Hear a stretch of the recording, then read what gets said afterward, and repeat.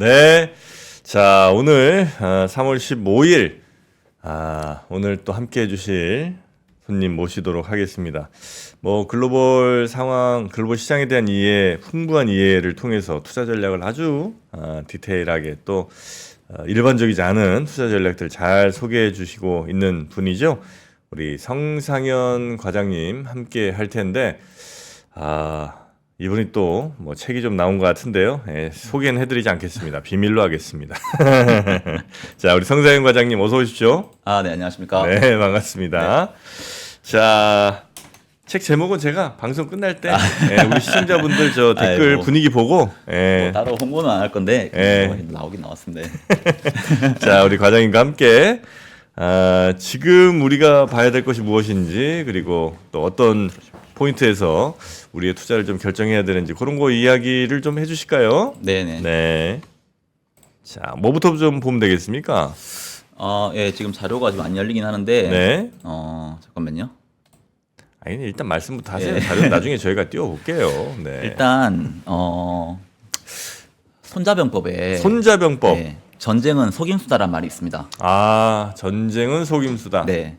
이게 가까운 곳을 노리면서도 좀 사람들을 먼 곳을 보게 하고, 먼 곳을 좀 노리면서도 사람들은 가까운 곳을 보게 하고. 근데 옐런은 지금 인플레이션과 전쟁에서 지금 최종 그 진두지휘를 하고 있는 전략가입니다. 그러면 옐런의 말을 우리는 좀 어떻게 이해를 해야 될까? 아하. 작년만 해도 옐런이 뭐라고 했냐면, 미국의 장기금리는 다시 코로나 이전에 낮은 금리로 돌아갈 거라고 했습니다. 네. 그런데 올해는 또 갑자기 엊그저께 미국의 장기금리는 코로나 이전 금리로 돌아갈 수 없다라고 말하고 있어요. 그런데 옐런은 작년에는 왜 그런 말을 했고 그럼 올해는 또 왜 이런 말을 할까? 작년에는 사람들이 인플레이션에 대해서 많이 우려할 때였어요. 네. 그러면 낮은 금리로 갈 거야 이렇게 말을 해줘야 사람들이 장기금리도 폭등을 안 하고 사람들이 인플레이션에 대해서 덜 우려할 거 아니에요. 그렇겠죠. 네. 그래서 작년에는 실질적으로 까딱 잘못하면 인플레이션이 다시 재급등할 수가 있으니까 옐런이 이거에 대해서 인플레이션 걱정할 필요 없어. 미국 장기금리는 결국은 또 저금리로 갈 거라고 말을 했는데 올해는 또 갑작스럽게 또 코로나 이전으로 돌아갈 수 없다라는 식으로 이야기를 하고 있어요. 네. 근데 옐런은 과거 좀 데이터를 쭉쭉 보시면 인플레이션이 걱정이 아니라 인플레이션 이후에 오는 디플레이션을 더 걱정하고 있습니다. 그러면 지금은 옐런이 최근에 이제 미국의 성장률도 좋고 네. 미국의 이제 중립금리도 올라갈 수 있고 뭐 이런 얘기를 하면서 장기금리 안 빠질 거야. 장기금리 이제 다시 그렇게 안 내려갈 거야라고 네. 말을 하는 이유가 까딱 잘못하면 이게 디플레이션으로 갈 수도 있겠구나라고 지금 걱정을 하고 있는 거예요. 근데 이거 이제 표면적으로 말을 못 하죠. 왜냐하면 사람들한테 이렇게 말을 하면 또 갑작스럽게 사람들이 침체에 대한 공포를 일으킬 수 있으니까. 그래서 항상 그 옐런의 말을 들을 때 이 사람이 지금 왜 이런 말을 할까? 지금은 사실 파월 같은 경우에 FOMC에서 말을 많이 하지만 네. 파월의 멘트보다 옐런의 멘트 한마디 한마디를 좀 의미심장하게 읽는 것이 지금 현재 그 미국 증시와 미국의 유동성 시장을 읽는데 매우 큰 도움이 될 거라고 보고 있습니다. 옐런의 말을 고지그대로 혹은 뭐 워딩 그대로 우리가 이해하려고 하지 말고 네. 왜 그 말을 꺼냈는지 그 네. 배경에 네. 대해서 그 저희에 대해서 한번 우리가 살펴보자는 거죠. 네, 저는 진짜 그렇게 보고 있고 네. 제가 지난달에 나와서 네. 미국은 지금 화폐는 줄이는데 통화 속도를 올리면서 유동성을 계속 지속적으로 공급을 하고 있다고 말씀드렸어요. 그게 바로 단기 국채를 통한 전략 네. 아니겠습니까? 네, 맞아요. 그래서 실질적으로 2022년 말부터, 그러니까 원래 2023년 초부터 네. 단기 국채를 어마어마하게 발행을 하면서 맞습니다. 그걸 유동성을 공급할 수 있도록 만들어놨습니다. 그걸 제가 좀 사람들이 좀 메커니즘을 잘 이해를 못할 수 있으니까 이 네. 화면 한번 보여주실래요? 짧게 한번 가볼까요? 네. 이게 통화 속도와 네. SOFR이라는 소파 거래량입니다. SOFR이라는 소파 거래량이에요. 이게 SOFR이 뭐냐고 하면 네. 그 미국에는 레포 시장이라는 게 있거든요. 네. 그게 단기 대출 시장입니다. 네. 그러면 어떤 식으로 하냐면 미국의 예를 들어서 미국의 헤지펀드가 현금이 100억이 있어요. 그럼 그 100억으로 단기 채권을 삽니다.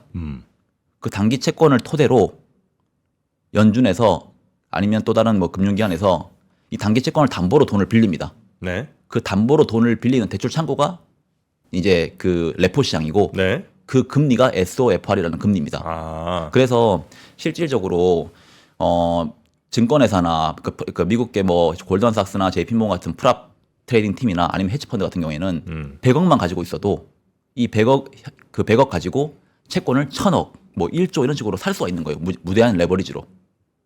이걸 어떤 식으로 하면 네, 그 정프로님이 연준이고 제가 이제 만약에 헤지펀드다. 네, SOFR 그 단기 대출을 하는데 필요한 금리가 만약에 한 5.31 정도 돼요. 네.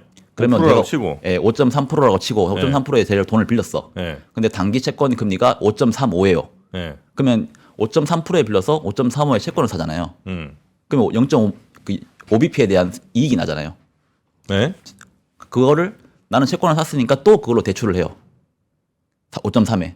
그럼 5.3에 다시 돈을 땡겨와서 다시 또 5.35에 투자를 하고 이거를 무제한 반복을 하면 100억만 가지고 있으면 연간 OBP 정도만 단기적으로 OBP 정도만 수익이 나지만 네, 이걸 뭐 100억 가지고만 1000억을 한다고 하면 OBP가 아니라 50bp 수익이 나겠죠. 네. 그걸 1조를 하면 50bp가 아니라 5% 수익이 나겠죠. 네. 이거를 무제한할 수 있도록 지금 그 무제한하면서 유동성을 확장시킨 겁니다. 아니 그 돈을 빌려요. 네, 돈을 빌렸어. 네, 빌려서 내가 100억이 있는데 네, 돈을 얼마를 빌려? 돈을 100억을 빌려서 네, 100억짜리 채권을 삽니다. 100억짜리 채권을 사요. 네. 네, 그런데 채권 금리는 5.35를 주고 네, 내가 대출하는 금리는 5.3%니까 네. 돈을 빌려서 사면 OBP의 수익이 나잖아요. 그거는 근데 빌려서 돈을 빌리고 뭐 시간이 지나야 이자를 줄 거 아니에요. 뭐 대출해줘서 갚는 돈도 어찌됐건 간에 시간이 지나야 대출 이자를 주는 거니까 네. 그렇지. 그거를 이제 딱 매칭을 시켜놓으면 여기 수수료는 안 내나? 수수료 아니까 그 금리가 이제 수수료까지 다 포함된 그래요? 네, 5.3%. 그러니까 이게 뭐 일일 단위로 돈을 빌리는데 연간으로 하면 5.3%의 그 대출 이자라고 보시면 되고 네. 지금 시중에 나와 있는 단기 채권이 5.35% 정도의 이자를 주고 있으니까 네. 이거를 빌려서 채권을 사는 거예요. 그러면 제가 헤지펀드 같은 경우에는 이 프로세스를 안 할 이유가 없거든요. 네. 그러면 계속 반복을 하면서 네. 시장의 유동성은 공급을 하는 거예요. 그 연준은 실제로 화폐를 100억밖에 안 풀었는데 이 100억이 통화 속도를 무제한 그 확장시키면서 유동성이 공급되는 방식 자체가 이런 방식입니다. 근데 여기가 돈을 빌려서 채권을 살 때는 네. 그 둘만 서로 돈이 왔다 갔다 하는 거 아니에요? 그런데 이게 둘만 왔다 갔다 하는 것처럼 보여도 네. 실질적으로 이게 금융시장에서 돈이 돌기 시작하면 이게 유동성으로 확장이 되는 거고. 그래요? 네. 그래서 그 화폐 통화량은 줄어드는데 네. 우리는 전부 다 긴축 이야기를 하고 있었잖아요. 네. 근데 유동성은 계속 공급됐었어요. 그래서 이 부분이 그런데 뭐 말씀드렸듯이 이게 하려면 헤지펀드가 살 수 있는 채권이 있어야 될 거 아니에요. 네. 그 단기 채권이 있어야 될 거 아니에요. 음. 그거를 재무부가 단기 채권으로 계속 발행을 시켜준 거예요. 그러니까 공급을 계속 해주고 네. 대출은 계속 해주고 유동성 돈이 계속 돌도록 계속 만들어주는 겁니다. 그렇게 하면서 옐런 같은 경우에는 작년 같은 경우에 모두가 디플레이션으로 빠질 거라고 우려를 했었거든요. 네. FOMC에서 그렇게 기준금리를 많이 올리니까. 음. 그런데 이런 방식으로 유동성을 어마어마하게 공급을 해주면서 시장에서 예상했던 사람들의 예상과 완전하게 반대로 왔습니다. 그래서 옐런은 항상 말을 할 때 이 사람이 왜 이런 말을 할까라도 중요하지만 네. 뒤에서 어떤 식으로 유동성을 지금 조절을 하고 있는지를 판단을 해야 됩니다. 여튼 지금 유동성은 결론적으로 늘어난 상태로 계속 유지되고 있다는 거죠? 유지되고 있죠. 근데 이런 유동성의 방식은 네. 건전한 유동성 확장 방식이 아닙니다. 왜냐하면 헤지펀드 그리고 그 골드만삭스 같은 프랍 트레이딩이 이제 인위적으로 늘려놓은 유동성 방식이잖아요. 그럴 수 있겠네요. 그럼 네. 이거는 결국은 언제 붕괴가 되냐 무너지냐. 갑작스럽게 만약에 재무부가 단기 채권을 발행을 안 하고 상환을 시키기 시작하면 네. 그동안 이렇게 발행되어 있던 채권들이 없어지니까 대출해놓은 것도 다 갚아야 되고 이런 상황이 일어나잖아요. 네. 그러면 갑자기 통화 속도가 줄어들 수 있습니다. 그러면 유동성도 약간 점진적으로 떨어질 수 있습니다. 그러니까 이건 이제 정부가 혹은 재무부가 자기 마음대로 컨트롤할 수 있는 거네요. 그렇죠. 왜냐하면 국채 네. 발행으로 가지고 움직이는 거니까. 네. 저는 사실 올해 주식시장이 우상향할 거라고 보고 있어요. 네. 그런데 울퉁불퉁하다고 계속 저는 작년부터 이렇게 말씀을 드렸습니다. 우상향이나 울퉁불퉁하다. 네. 근데 그 울퉁에서 그 불퉁 부분 있잖아요. 네. 저는 그 부분을 사실 2분기를 보고 있습니다. 그 2분기 때 왜 주식시장의 변동성이 생길 수 있을지에 대해서 전 유동성 관점에서 오늘 좀 가지고 왔고 이거를 좀 제대로 이해를 좀 하셨으면 하는 마음에서 네. 제가 좀 데이터를 좀 많이 준비했는데 네. 이거 이제 제가 시간 내에 할 수 있을지 못할지 모르겠지만 못하게 되면 제가 댓글로 달아놓을게요. 예, 그래서 그런 네. 부분들을 좀 말씀을 드리고 2분기 때 그러면 왜 유동성 관점에서 좀 긴축이 일어나면서 주식시장이 좀 변동성이 생길 수 있을까? 2분기? 네, 2분기 해봐야 4, 5, 6이잖아요. 4, 5, 6이죠. 예. 바로 다음 달인데? 그렇죠. 예. 그래서 지금 뭐 전 다음 달부터 변동성이 발생할 수 있을 거라 보고 있고 제가 이게 그냥 연구원이면 2분기 끝나고 나서 자 이거 보십시오. 그냥 이런 이유 때문에 장이 빠졌습니다라고 말을 하면 할 수 있어요. 근데 저는 일단 그런 스타일보다는 항상 시장을 좀 전망을 하고 네. 그 전망을 토대로 저는 이제 저 나름대로 이제 그 시나리오를 짜서 투자를 하는 사람들이잖아요. 그렇죠. 그래서 사람들 지금 듣고 있는 구독자분들도 좀 이런 전망을 좀 듣고 본인들이 납득할 만하면 이런 부분에 대해서 좀 조심하면 될 것 같고 납득이 안 되고 저는 다른 의견이라고 하면 다른 방식으로 투자를 하시면 됩니다. 그래서 항상 틀릴 수 있고 맞을 수 있지만 그 사람이 왜 이런 말을 하는지에 대한 과정을 좀 잘 들어주셨으면 좋겠고 그 과정을 좀 잘 이해하면 좀 도움이 될 거라고 보고 있어요. 네. 이 데이터 좀 한번 그 그래프 한번 보여주실래요? 표. 이게 무슨 재무부가 단기 국채 발행을 축소한다? 이게 파란색 이 선이 재무부의 전체 국채에서 단기 국채의 비중입니다. 아, 파란색이? 네. 그리고 이 보라색 선이 연준의 영래포 계좌예요. 그런데 2022년 하반기부터 최근까지 전체 국채에서 단기 국채가 차지하는 비중이 어마어마하게 올라갔습니다. 이게 제가 말씀드렸던 옐런이 단기 국채를 어마어마하게 발행을 시키면서 그동안의 유동성을 확장시킨 겁니다. 요 두 그래프는 항상 이렇게 반대로 움직이는 모양이죠? 뭐 항상 반대는 아니긴 하지만 네. 단기 국채를 발행을 시키면 일반적으로는 그 연준의 지급 준비금이라고 한 데서 유동성 경색이 일어나야 되거든요. 그런데 연준의 지급 준비금 쪽에서 경색이 안 일어나고 이 연준의 영래포 계좌라고 한 데서 이 단기 국채 발행되는 거를 다 완충시켜 주면서 실질적으로 단기 국채 발행을 쭉 하면서 유동성 경색은 없으면서 주식시장은 이렇게 불장으로 올라간 겁니다. 네. 그래서 그런 측면인데 옐런이 그 2분기 때 일단 재무부에서 공식 발표를 했어요. 네. 2분기 때는 단기 국채를 순증이 아니라 순감으로 바꾸겠다. 그리고 3분기는 아직 발표를 안 해. 3분기는 4월 30일에 발표를 할 텐데 그건 또 네. 그때 가봐야 되겠지만 2분기 때 단기 국채를 순감하겠다라고 말했습니다. 그러면 아까 제가 말씀드렸던 그 레포 레버리지로 일어났던 그 유동성 확장 있잖아요. 네. 그 부분이 약간의 문제가 생길 수 있고요. 네. 첫 번째로. 네. 그래서 그런 측면에서 저는 유동성에 대해서 좀 조심을 해야 된다고 보고 있는데 근데 갑자기 재무부가 왜 이렇게 단기 국채 그냥 계속 발행해서 유동성을 확장시키면 주식시장 좋아질 텐데 네. 왜 갑자기 또 이런 말을 이렇게 전략을 짤까? 네. 왜 짤 것 같습니까? 왜 짤 것 같아요? 일단 속물 많이 넣나? 왜 짜지? 표면적으로는 네. 전체 국채에서 단기 국채를 발행할 수 있는 그 허들이 있어요. 20%는 넘지 마라.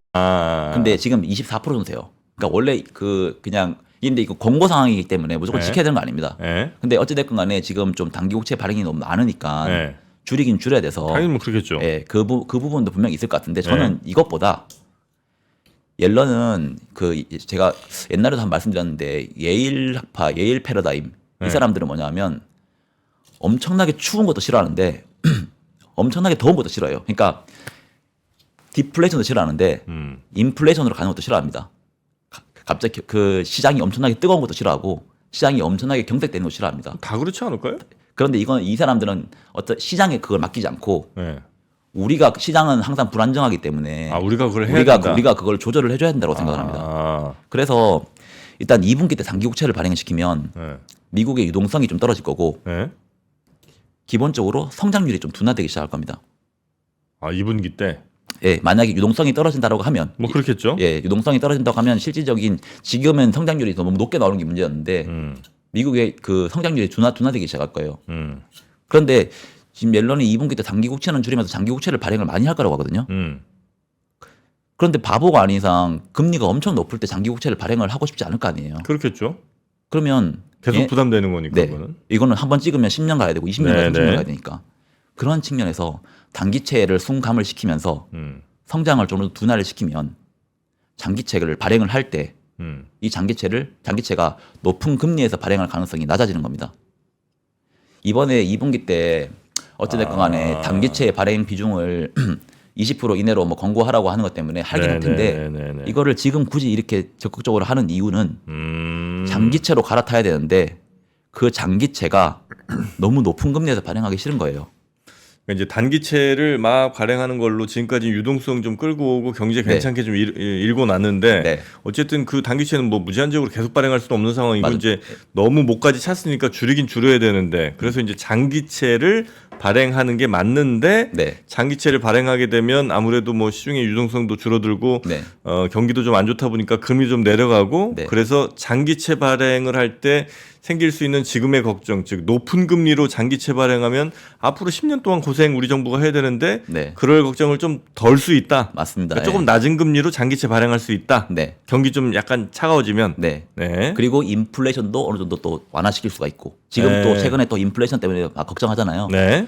그래서 저는 옐런이 지금 말로 하는 거랑 지금 이제 앞으로 할 액션이랑 한번 지켜보세요. 이게 제 시나리오가 맞다라고 하면 2분기 때는 성장률이 둔화될 거고 장기채는 금리가 막 올라가는 것, 장기채가 금리가 막 엄청나게 떨어진다는 말은 아닙니다. 올라가는 게 제 저지가 되면서 이쪽 부분에서 장기채를 좀 발행할 수 있는 환경을 좀 만들어 주게 될 겁니다. 그래서 현재 상황에서는 2분기 때 성장률이 둔화가 만약에 제 말대로 된다고 하면 사람들이 또 디플레이션 기사가 막 나올 거예요. 근데 그거는 옐런의 의도된 경제 둔화다라고 생각하세요. 그래서 그런 부분에서 언제든지 경제는 살릴 수 있는 그 얘네들은 무기가 있기 때문에 지금은 의도적으로 경제를 둔화시키는 거지 이게 디플레이션으로 빠지는 건 절대 아닐 거라고 생각을 하시면 좀 될 것 같습니다. 그래서 2분기를 좀 잘 그런 식으로 좀 보면 좋을 것 같고 그게 이제 주가에도 바로 영향 나오죠. 만약 유동성 줄어들고 하면 주가 변동성 생기겠죠. 그리고 마지막 세 번째는 2분기 때 단기국채 발행을 줄여놓고 이게 단기국채 발행을 많이 늘리면 결국 유동성을 확장시키는 방법이잖아요. 이거를 3분기 때 하고 싶을 거예요 아마 그 선거 직전에 다시. 그래서 2분기 때 지금은 25%까지 이미 맥시멈과 차 있는데 여기서 더 올려버리면 3분기 때 아무것도 할 수 있는 무기가 없잖아요. 이거 이제 대선이랑 또 관련이 있군요. 그래서 저는 1번, 2번, 3번 단순하게 공거 때문에 줄이는 것 같지는 않고 장기국채로 그 체인징을 해야 되는데 성장 둔화를 만들어서 장기국채 발행량을 좀 낮은 금리에서 만들고 싶다. 그리고 단기국채는 3분기 때 다시 늘릴 계획이다라고 저는 생각하고 있습니다. 그럼 이제 다시 좀 확장 경기로 가고 그다음에 중시도 좀 이렇게 뛰고 막 이렇게 유동성 좀 풀어지고 하면서 약간 호황처럼 살짝 마사지 좀 되는 것 같으니까 그럼 이제 또 대선에도 현 정부에 대한 지지가 좀 높아지지 않을까 이런 이제 기대들을 옐런이 작전을 짤 수 있다는 거죠. 저는 뭐 전쟁은 아까 말씀 전쟁은 속임수다. 그래서 항상 전략가들은 본인이 하는 옛날에 삼국지에서도 방통이 적벽대전 할 때 보시면 배를 다 묶어라 지금 뭐 바닷물이 너무 출렁거린다 다 묶으니까 거의 불질러 버리잖아요. 그래서 이 사람이 말을 하는 게 이게 항상 그거를 고지고대로 들으면 그대로 당하기 십상이라고 보고 있습니다. 그래서 현재 상황에서 좀 잘 보시면 좋을 것 같고 인플레이션이 중요한데 저는 뭐 지난 방송에서 말씀드렸는데 인플레이션은 변수가 아니라 이제는 우리가 그렇게 걱정할 필요 없는 상수라고 보고 있어요. 그거를 좀 이 데이터를 한번 좀 보여드릴게요. 지금 한번 좀 보실래요? 이게 1월 달부터 해서 앞으로 이제 2025년 2월 달까지 인플레이션이 어떤 식으로 바뀔지에 대해서 제가 이제 추정치를 가지고 왔습니다. 누구의 추정치인 거예요? 그러니까 왜냐하면 인플레이션이 지금 우리는 뭐 3% 4% 이렇게 금리를 보고 그 숫자를 보고 있지만 인플레이션이 원래 지수라는 게 있거든요. 250, 뭐 260 이런 식으로. 이게 만약 지금 260이라고 하면 매달 0.5% 포인트씩 올라간다고 가정하면 만약에 다음 달에 뭐 0.5% 포인트가 올라간다고 하면 260에서 0.05를 곱해주면 되잖아요. 그럼 그게 작년 전월 대비해서 얼만큼 올랐는지를 해서 이게 사실 뭐 만들어낼 수 있습니다. 그 향후 매달 얼마씩 올라가는 거를 가정했을 때 전년 대비해서 얼마가 올라갔을까? 과장님이 만드신 거죠? 그래서 그런 측면에서 보면 이게 검정색 그래프인데 2024년 6월달 기준으로 그리고 만약에 매달 지금부터 0.4 월간으로 0.4% 포인트로 매달 올라간다고 가정하면 6월 달에 3.12 정도 가 있을 겁니다. 인플레이션이. 그러면 최근에 3.1 수준이었죠. 3.2 수준이었거든요. 네. 그러면 6월 달에도 0.4면 진짜 많이 올라가는 거거든요. 그런데 그 기저효과를 고려해서 시뮬레이션을 해보면 6월 달에 3% 초반인 거예요. 그런데 저는 0.4%로 나올 것 같지도 않거든요, 매달. 네. 왜냐하면 옐런이 단기채도 발행을 줄이고 성장을 둔화시킨다고 하면 그 부분에서는 뭐 매달 나오는 게 뭐 0.2, 0.3 이 정도 수준 나온다고 가정하면 실질적으로 6월 달에 2% 중후반으로 인플레이션 빠집니다. 그런데 우리가 그 매달 나오는 그 인플레이션 지표에 좀 우려를 해서 갑자기 이거는 그 인플레이션은 이제 다시 재급등할 거야. 다시 뭐 9% 8%로 올라갈 거야. 그 걱정을 해야 될까요, 지금? 아, 그렇게는 생각 안 하시는 것 같아요. 근데 지금 어차피 인플레이션이 3에서 4에서 움직이는 걸 하면 네. 이건 인플레이션은 상수입니다, 상수. 인플레이션이 주식시장을 무너뜨릴 수 있는 재료는 아니라는 거예요. 네. 근데 사람들이 우려를 하면 항상 공포는 전염되잖아요. 그 우려를 하면 시장의 변동성이 커질 수 있지만 우리가 이렇게 데이터를 보고 향후 인플레이션 추정을 제대로 하고 한다고 하면 지금 좀 월간으로 높게 나오는 것 자체가 매수의 기회지 절대 도망가야 되는 시기는 아니라는 거예요. 저는 항상 그 인플레이션에 대해서는 그 너무 변수로 보지 마시고 주식시장을 무너뜨릴 수 있는 변수로 보지 마시고 상수로 보라고 말씀드리는 게 네. 얘는 이제 월간으로 나와서 만약에 장이 빠졌다. 그러면 그건 매수 기회지. 매도를 해야 되는 첫 시발점이 아닙니다. 그래서 저는 그렇게 보고 있고 네. 향후 사람들이 물어봐요. 너 왜 이렇게 인플레이션 걱정을 안 하냐. 저는 인플레이션을 걱정을 좀 안 하는 이유가 뭐 이런 데이터도 있겠지만 실질적으로 지금은 미국 정부는 돈을 가지고 전방위적으로 뿌려주는 게 아니에요. 지금 1등 기업 그리고 미국이 주력으로 앞으로 나가야 될 섹터들로만 돈을 풀어주고 있어요. 그러면 특정 섹터에 돈이 꽂히는 겁니다. 그쪽으로 과잉 공급을 해주는 거예요. 네. 그래서 그쪽으로 자기들 나름대로 공급망을 다 구축을 하는 거고 이런 식이라고 하면 결국은 양극화가 첫 번째 양극화는 이 키워드가 될 거예요. 양극화는 디플레이션을 유발합니다. 항상 나는 우리 모두는 99%를 못 살고 있는데 네. 1%만 잘 살고 있으면 이 사람이 돈이 1조가 있든 2조가 있든 3조가 있든 이 사람이 돈이 많이 벌면 미국 전체의 경제 성장률은 도움이 되겠지만 미국 전체의 소비에는 큰 도움이 안 되거든요. 그렇겠죠. 그래서 저는 양극화가 이미 키워드로 들어왔고 그거를 정부가 지금 주도하고 있다라고 보고 있고 네. 그리고 AI라는 건데 AI는 AI가 인플레를 유발할까 디플레를 유발할까 봤을 때 AI가 디플레를 유발하냐, 인플레 유발하냐. 네. 디플레. 맞아요. 저도 디플레를 보고 있어요. 네. 그 AI 같은 경우에는 결국은 그거를 쓰는 사람들에 달려 있어요. 네. 우리가 만약에 어마어마하게 정교하게 모든 AI를 다 만들어 달라고 하면 그거 만들 때 비용 많이 들잖아요. 많이 들죠. 그러면 인플레를 유발할 수 있어요. 근데 글 쓰고 그림 그리고 하는 사람들이 뭐 1cm라도 틀리면 안 되는 그런 AI를 원할까요? 그거 아니거든요. 그냥 이 정도면 쓸만하다고 싶으면 그냥 쓰는 겁니다. 그러면 이거는 결국은 비용 감소를 만들어내고 그렇죠. 비용 절감이 엄청 될 거예요. 네. 그러면 이게 어마어마한 그 인플레이션을 유발 안 합니다. 차라리 더 디플레이션을 유발하죠. 그렇죠. 네. 그래서 저도 저는 모든 디플레로. 거는 다 사람에게 달려 있고 네. 실질적인 사람들은 그렇게 정교한 사람이 별로 없어요.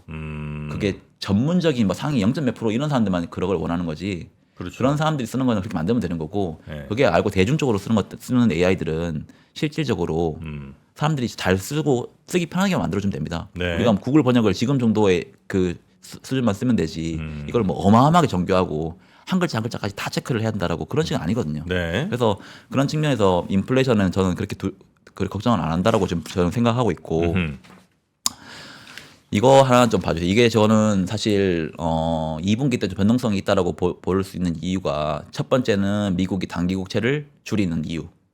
두 번째는 이 표를 한번 좀 이게 미국은 결국은 장기채를 뭐 찍어내고 장기 금리가 상승했을 때 어떻게 할까라고 생각을 해보면 다음 주에 BOJ가 있습니다. BOJ 네. 일본 중앙은행의 그 기준금리 결정. 그런데 그동안 일본과 중국은 미국채를 계속 팔았어요. 이게 왜 파냐고 하면 예나가 계속 그러니까 미국은 계속 금리를 올리는데 일본은 금리를 안 올렸잖아요. 네. 그러면서 예나가 너무 약세가 되는 거예요. 그런 측면에서 일본 같은 경우에는 미국과 관계가 좋지만 자기들의 환율을 방어하기 위해서라도 계속 미국채를 시장에서 던졌습니다. 네. 그러면서 자기들의 환율을 어느 정도 방어가 됐죠. 그런데 이제는 일본이 기준금리를 급격한 인상은 아니지만 적절하게 저는 인상할 걸로 보고 있어요. 이게 급격한 인상을 하면 미국 채 무조건 손해입니다. 왜냐하면 급격한 인상을 해버리면 일본 같은 경우에는 어떤 식으로 엔캐리 트레이드 들어보셨어요? 엔캐리 트레이드. 네. 네. 저금리 그리고 환율이 네. 낮은 엔화를 빌려와가지고 그거를 고금리 자산에 투자를 하는 거예요. 네. 그럼 예를 들어서 일본에서 100억을 대출해와가지고 미국 채에 투자를 하는 방식입니다. 네. 근데 이게 유지가 되려면 일본의 엔화가 너무 세지면 안 되고 일본의 금리가 너무 많이 올라와 버리면 빌렸던 금리가 너무 올라가잖아요. 그렇죠. 그러면 이게 유지가 안 됩니다. 음. 그런데 이게 그래서 너무 긴축을 세게 해버리면 미국 채는 손해지만 미국 채 왜냐면 매도로 이건 미국 채 매도로 또 방향이 나갈 수 있지만 일본이 적절하게 그 금리 인상을 한다라고 하면 기준금리 적절하게 긴축을 한다라고 하면 네. 엔화가 어느 정도 수준으로 강해지잖아요. 그러면 일본 같은 경우에는 미국 금리 자체가 어느 정도 그 상단 부분에 왔다고 치고 네. 그러면 엔화는 강세면 얘네들은 굳이 미국채를 팔 이유보다는 다시 채울 가능성이 있습니다. 그 비싸지는 엔화로 미국채를 사면 미국채 금리도 먹을 수 있고 네. 하니까. 그래서 그런 측면에서 앞으로는 일본이 이제 그 미국채 보유량을 늘릴 텐데 3월 달에 이제 BOJ를 시작을 하면 이게 이제 미국과 일본 간의 중앙은행 간에 좀 튜닝이 필요하거든요. 네. 이게 얼마만큼 올려야지 이게 그 엔캐리 트레이드 발작이 없으면서 미국채에 그렇게 위험을 안 줄까. 근데 저는 그 튜닝하는 과정에서 좀 발작이 일어날 수 있다고 보고 있어요. 네. 그래서 3월 달에 그 BOJ에서 그리고 4월 달에 단기 국채를 좀 줄이는 과정에서 좀 이런 부분에서 좀 문제가 생길 수 있고 그래서 그런 측면에서 좀 유동성을 좀 볼 필요가 있다라고 좀 보고 있어요. 혹시 우리 저 작가분이 네. 오늘 우리 과장님한테 좀 부탁을 좀 많이 드렸었나요? 어떤 거요? 뭐 요렇게 좀 해주시라 혹은 뭐 지금 시간이 좀 뭐 이렇게 길다 내용이 좀 많아야 된다 이런 얘기. 아니 그건 아니에요. 그건 왜요? 아니에요? 약간 좀 오늘 어려워요? 내용이 좀 과해. 아 과해요? 예. 아, 그래요? 너무 많아. 예. 물론 이제 다각도로 우리가 네. 입체적으로 바라보는 매우 중요한 네. 일입니다만. 그러면 뭐 일단은 저는 네. 2분기 때 미국의 단기 국채가 네. 뭐 순감할 수 있다. 네. 그걸 가장 좀 보셔야 되고. 핵심은 하여튼 2분기 미국이 약간 경기 위축되면서 금리 좀 떨어지는 상황에서 미국이 장기 국채를 많이 발행할 것, 미국 정부가 네. 장기 국채를 많이 발행할 거라는 게 이제 우리 과장님의 예상이신 거고. 미국의 단기 국채를 네. 줄이고 장기 국채를 발행할 거다. 그리고 이제 3분기쯤 돼서 다시 단기 국채 발행을 통한 유동성 확대로 경기 활성화 좀 시키면서 주가 살짝 더 가고 결국 연말까지는 어쨌든 상승 기조를 유지할 것이다라는 게 큰 결론인 거죠. 네, 그래서 전 네. 2분기에 만약 변동성이 생긴다고 하면 좀 매수의 기회로 삼아야 된다고 좀 보고 있고 그 변동성이 얼마만큼 클지는 잘 모르겠어요. 근데 네. 요즘에는 사실 뭐 5% 10%만 빠져도 사람들이 우려가 심해지거든요. 그렇죠. 그래서 뭐 S&P 지금 10% 빠지면 4,700 가는 거거든요. 그래서 그런 측면에서는 전 10%까지는 안 보고 한 5% 정도 생각하고 있는데 그런 측면에서 보더라도 좀 시장을 좀 볼 때 네. 내가 어떻게 대응을 해야 될지 이게 매도의 시작일지 매수의 기회일지를 판단을 할 때 좀 사람들이 좀 네네네. 이거를 좀 봤으면 좋겠다라고 생각을 해서 보나마나만 2분기 만약에 미국 증시 이렇게 조정받고 뭐 이렇게 이제 상황이 오면 네. 분명히 또 우리 이제 멘붕 오시는 분들이 많을 거고 그쵸, 야 네. 뭐야 이제 미국 이제 끝났나 보다 우리나라가 뭐 버티겠냐 이러면서 네. 이제 막 매도하고 이제 이러실 수 있는데 네. 그렇게 움직이시기보다는 만약에 2분기에 만약에 예상대로 단기 국채 줄이면서 장기 늘리면서 주가 좀 빠지는 것 같으면 오히려 이게 시그널이다라고 판단을 하고 네. 차라리 저가 매수라든지 네. 뭐 이게 비중 뭐 확대 뭐 이런 것들 한번 잘 따져볼 필요가 있다는 네, 말씀이시군요. 맞아요. 그리고 뭐 하나만 좀 말씀드릴게요. 이게 제가 지난번에 이제 그 미국이 지금 버블이냐 버블이지 않느냐. 저는 요즘에 버블 지표가 뭘 많이 찾아보고 있어요. 이게 진짜 왜냐면 버블일 수 있는 거잖아요. 네. 그런데 과거에 이게 닷컴 버블 때부터 1980년부터 이게 사실 IPO 시장이 어마어마하게 많이 그 상장을 많이 하면 그렇죠. 이게 버블로 갈 수 있거든요. 아. 왜냐하면 뭐 미국에 뭐 S&P 500이 있는데 여기에 막 소형 기업들이 갑자기 막 자기들 상장시키고 하면 갑작스럽게 시총이 커질 수 있습니다. 네네. 그런데 이거는 버블을 판단하는 지표로서 매우 중요하거든요. 네. 그래서 이 그래프를 보시면 네. 2000년도에 보면 미국의 소형 기업들이 어마어마하게 IPO를 많이 했어요. 닷컴 버블 터지기 전에. 2000년. 네. 그때 2001년부터 미국의 주식시장이 제대로 된 폭락이 시작했거든요. 저 가운데 쭉 많이 솟은 데가 2000년쯤이에요? 네, 여기가 아. 2000년. 와, 그리고 나서 엄청 줄었네, 진짜. 네, 엄청 줄었죠. 이때부터는 아무도 발행 안 하잖아요. 네. 그리고 뭐 크진 않지만 2021년도에도 네. 반응이 많았어요. IPO. 물론 네. 2000년과 비교할 수는 없지만. 네, 네. 근데 2023년 보세요, 지금. 별로 없잖아요. 최근에는 그러니까 IPO 시장이 미국의 증시를 끌어올렸던 그런 버블 시장은 아니라는 거예요. 아, 이걸 버블로 보긴 좀 어렵다. 지금은 네, 미국의 대형 기업들, 그 빅테크라고 좀 하기 그렇지만 하여튼 그 엔비디아를 비롯해서 AI 관련된 산업들의 기업들이 시장을 올린 거고 그 애들은 전부 다 실적이 지금 나오고 있는 상황이잖아요. 그래서 현재는 실적에 기반한 시가총액 상승이지 이런 실적이 없는 IPO 기업들이 강제적으로 끌어올린 시장은 아니다. 그래서 현재 상황에서는 그런 버블로 판단하기에는 좀 무리가 있지 않을까라고 저는 개인적으로 보고 있고 네. 진짜 버블은 뭐냐고 하면 실적이 없는 애들이 올라갈 때거든요. 실적이 없는 애들이 그러니까 주가가 올라갈 때. 어떻게 보면 러셀 2000 지금 네, 우리가 네, 보면 S&P 500이나 나스닥 100이 아니라 네. 러셀 2000 같은 기업들이 이제 올라갈 텐데 네. 그런 것들이 언제 올라가냐 하면 네. 지금 그동안 주식시장 못 산 사람들 있잖아요. 네.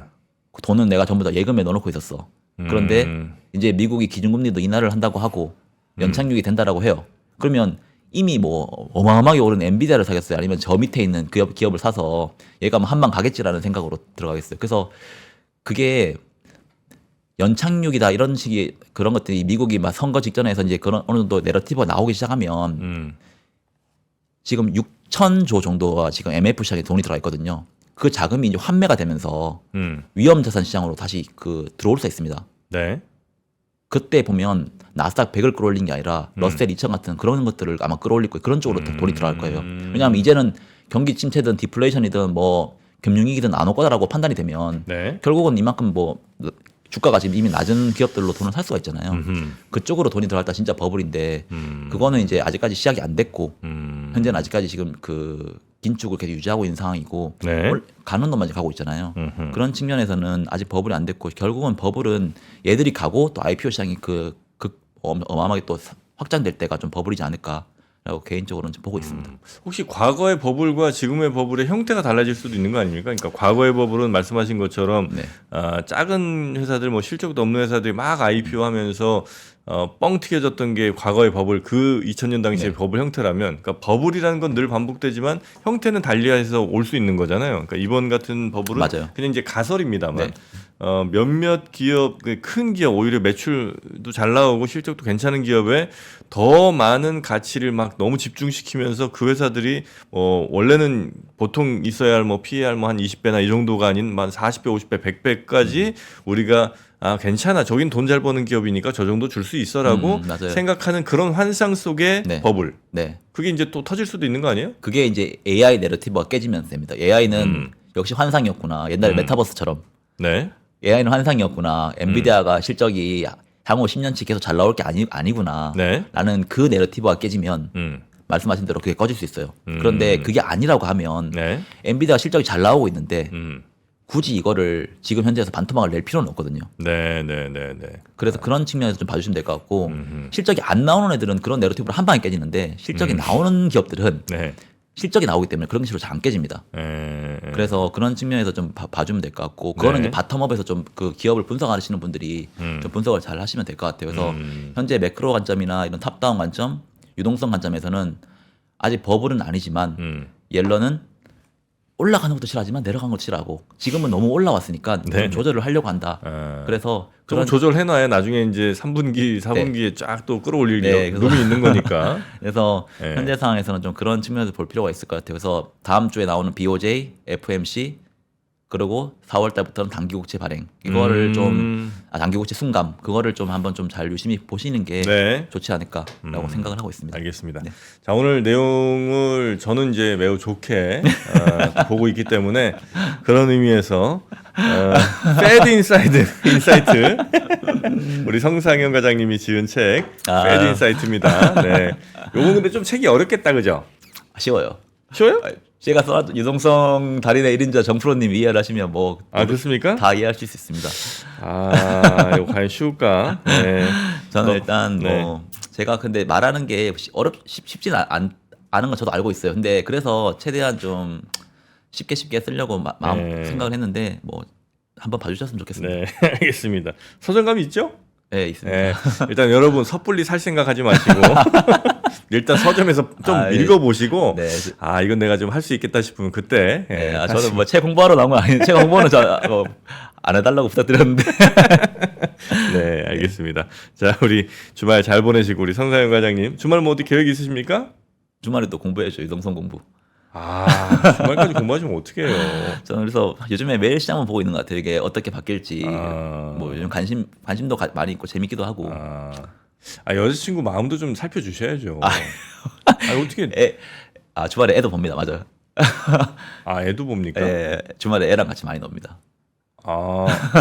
여자친구가 애가 있으신 모양이에요. 저야 결혼했죠. 결혼 또 하셨어요? 예, 저 요즘 이미 40 넘었는데요. 뭐. 그래요? 네. 결혼도 또 하셨어요? 다 가지셨습니다. 네, 자 그러면 주말에 또 아이와 아내분 마음도 좀 살펴주시고 패드 또 양쪽 완호담 잘 살펴주시고 다 이해하셨죠? 네, 전 다 유동성 다 이해했습니다. 네. 자, 그러면 오늘은 여기서 마무리하고 네, 우리 과장님은 또 다음 시간에 뵙도록 하겠습니다. 네, 알겠습니다. 고맙습니다. 네, 고맙습니다. 네. 자, 이렇게 오늘 성사영 과장과 함께 유동성이라는 것. 사실 이제 유동성이 우리 시장을 혹은 뭐 전 세계 시장을 결정하는 가장 큰, 만약에 하나의 변수가 있다면 가장 큰 변수가 아닐까 싶은데 그 유동성, 그 중요한 얘기를 좀 나눠봤습니다. 자, 여러분의 통장에도 유동성이 좀 넘쳐나길 기대하면서 오늘은 여기서 마무리하고요. 이어지는 오프닝 벨 라이브 매일매일 재미를 경신하고 있습니다. 요즘 뭐 명앵커 폼이 아주 좋다는 그런 평가들이 많은 것 같은데요. 역시 장강의 물은 도도하게 흐릅니다. 뒷물이 앞물을 밀어내면서 흘러가는 것이죠. 그것이 세상의 이치입니다. 저도 이제 바닷가 거의 다 온 것 같습니다. 여러분도 행복하시고 저는 이제 여러분 웃길 게 머리밖에 없는 것 같아요. 자, 오늘도 행복한 하루 보내시면서 주말도 잘 보내시고 저는 다음 주 월요일 아침 여러분 뵈러 다시 찾아오겠습니다. 함께해 주신 여러분 고맙습니다. 장 시작 전부터 종료까지 쏟아지는 수많은 뉴스와 정보들. 이 중에서 어떤 것이 투자에 정말 도움이 되는 정보일까요? 3프로의 증시 셔터맨 박근영 마스터가 직접 정보를 선별하고 투자의 힌트를 드립니다. 시간도 아끼고 투자 아이디어도 얻는 시간, 박근영 부장의 마켓 힌트와 함께 하세요. 자세한 사항은 3프로 TV 앱과 홈페이지를 확인하세요.